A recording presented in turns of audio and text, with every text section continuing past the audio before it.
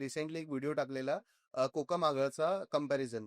आपण नवीन घट्ट कोकमागळ सुरू केलाय आणि एक मार्केटमधले जे पातळ आगळ असतात त्याच्यातलं आपण त्याची काय म्हणतात एक टेस्ट आपण केलेली. त्याच्यामध्ये आपण ब्लीच टाकलं आणि एकाचा रंग गेला, एकाचा रंग तसाच होता.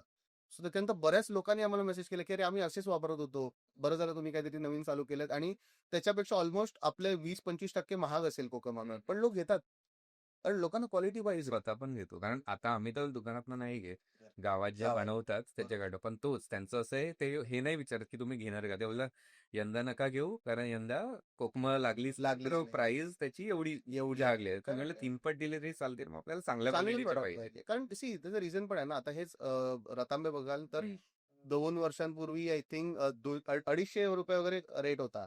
या वर्षी आम्ही 750 रुपयाला घेतलाय. बरोबर. जर रॉ मटेरियल 3 पट वाढलं तर त्याची कॉस्ट पण वाढणार. कारण सी कोणी स्वतःच्या खिशातून तर टाकून तुम्हाला आणि त्याच्या मागे मेहनत पण तर जाते ना. मेहनत पण आहे. ते सुकवून सगळं करणं. Correct correct.